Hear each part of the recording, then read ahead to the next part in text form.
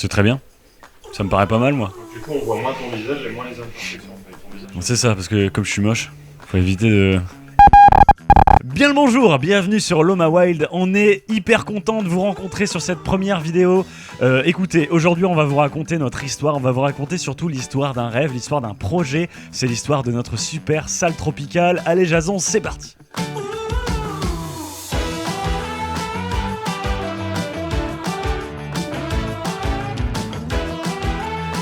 Quoi de mieux pour commencer notre aventure tous ensemble que de vous présenter notre super salle tropicale. On va en passer du temps tous ensemble ici, je peux vous l'assurer. En fait, ce qu'on a fait, c'est qu'on a acheté un ancien cabinet médical.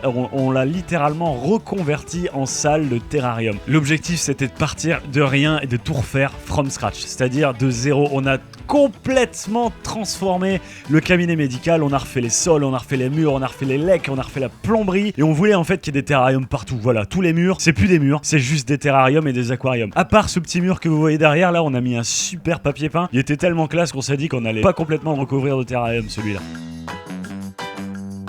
Et alors cette salle tropicale, pourquoi ? Je voulais être mangé du lézard. Non pas, qu'est-ce que je raconte ? C'est chaud, je suis fatigué.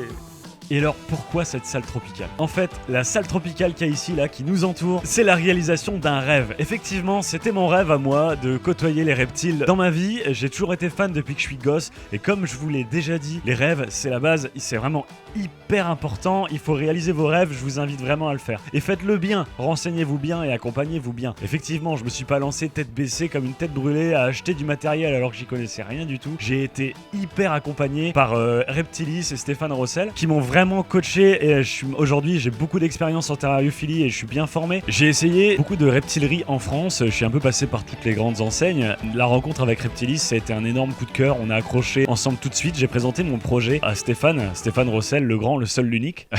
Ça le fera rire d'entendre ça. Il a été directement emballé, il m'a accompagné vraiment, lui et son équipe, tout au long de ce projet dans les connaissances de fou furieux qu'il a. C'est vraiment un expert incroyable en termes de terrariophilie. Et bon Dieu, mais quelle aventure depuis ces années de travail ensemble. Alors salut Mathieu, et écoute, on est bien content d'avoir pu t'aider dans ta salle tropicale. Elle est magnifique, c'est vrai que avec toute l'équipe, Clément, Thibaut et moi Anne-Laure, on t'a aidé au niveau du matériel, du choix, de l'équipement, on a parlé technique. Quand je vois le résultat aujourd'hui, écoute, je suis vraiment content d'avoir pu t'accompagner dans ce projet. Et puis longue vie à toi et à ta salle et à ta chaîne. Salut, à bientôt.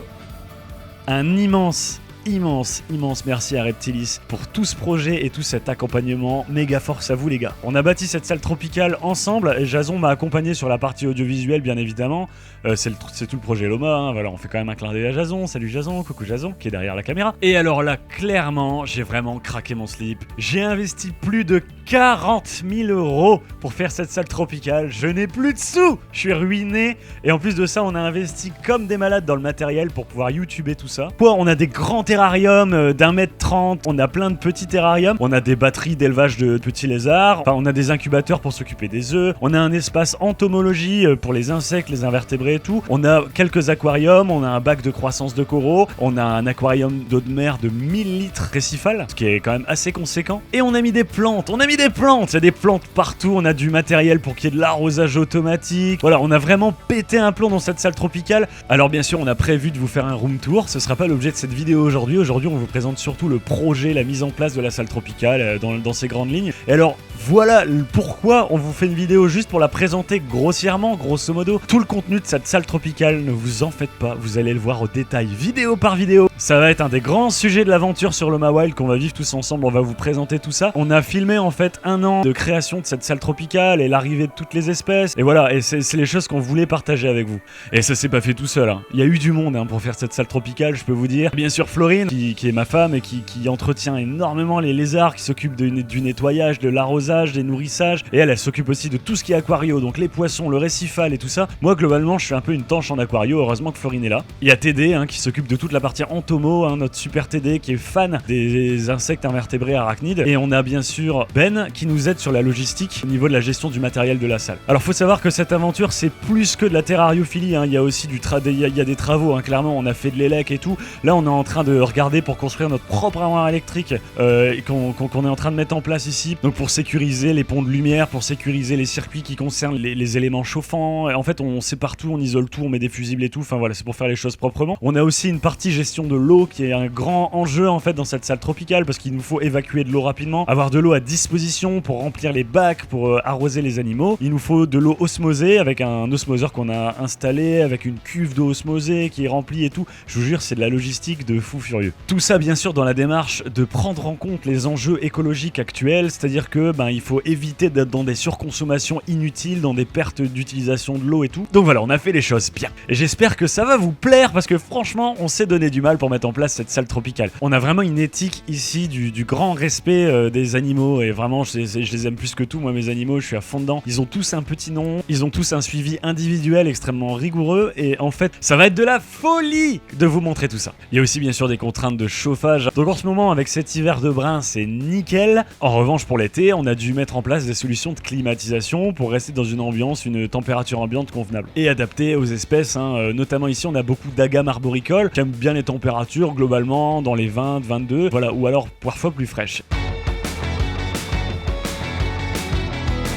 Alors elle est pas finie, on a encore pas mal de choses à faire dedans. C'est pas non plus le seul projet d'infrastructure Loma qu'on va faire ensemble. Et ça par contre je vous garde la surprise pour plus tard, le reste ça va être encore de la folie furieuse. Ici c'est l'espace technique, c'est ici qu'on fait tout ce qui est maintenance, nourrissage, préparation des insectes et tout. Donc on a tous nos insectes, on a nos élevages, on a nos cloportes, on a notre matériel. Donc ici voilà on s'occupe beaucoup des insectes et de préparer tout ce qu'il faut pour faire le nourrissage. Et alors ce qui est bien avec cet espace c'est que toute la partie mobilier entre guillemets, le plan de travail, les étagères et tout, ça a été fait à la main par un ébéniste, un artisan local. C'était hyper important pour nous de faire travailler les locaux, comme avec Reptilis qui sont dans notre région ici dans le Nord-Pas-de-Calais. Donc on a des boîtes d'insectes, on a des tas de Phonabox, on a des matières premières, on a un incubateur, on a un petit congélateur pour tout ce qui est congelé, on a voilà tout le gros matos, les gants, les machins, tout le petit matos pardon, et tout ça rangé, étiqueté pour travailler dans de bonnes conditions. Mais vous en faites pas, on vous fera des vidéos conseils pratiques pour pratiquer la terrariophilie de manière optimisée et intelligente. Donc ouais on a fait un taf monstrueux pour que les terrariums vraiment ils envahissent tout l'espace, tous les murs et tout.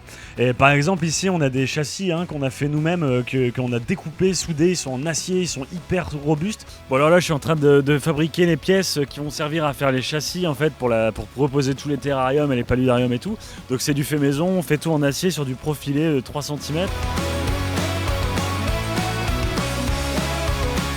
Et on les a pas terminés parce ce qu'on veut maintenant c'est les décorer pour plus qu'on voit aucune armature et que tout soit complètement intégré et fondu. Mais c'est ça qui est bien dans ce hobby, dans la terrariophilie, c'est qu'il y a bien plus que simplement acheter un terrarium et maintenir un lézard. Alors moi je cherchais vraiment cet aspect qui dépasse le simple hobby de la terrariophilie. Je voulais vraiment quelque chose de complet où on a fait le travail avec des artisans, où nous-mêmes on a mis la main à la pâte, on a fait de la découpe, de la soudure, des travaux comme je vous l'ai dit. Alors tout le monde n'est pas obligé de faire ça bien sûr, mais nous on avait vraiment cette envie d'être complet dans le hobby et de toucher absolument à tout et de rencontrer des gens partout. Et du coup l'aventure Loma Wild c'est ça aussi, c'est beaucoup de rencontres, c'est des moments incroyables, des moments d'accroche forts, des réussites, des échecs. On a eu aussi beaucoup d'échecs et on vous racontera les anecdotes qui ont été dures pour nous dans cette aventure, tout autant que les grands moments qui aujourd'hui sont gravés dans notre mémoire. Jason, c'est définitif là. Et voilà, ça c'est notre projet Salle Tropicale dans lequel on a claqué tout ce qu'on avait. On est hâtif de vous montrer tout ça en détail, de rentrer dans les détails, de vous présenter les acteurs qui nous ont accompagnés, qui nous ont aidés. Ça va être une aventure folle. Tous ensemble, avec vous, avec nous, avec moi, avec Jason. En tout cas, moi je vous laisse. Je vous dis à la semaine prochaine, à très bientôt et force à vous.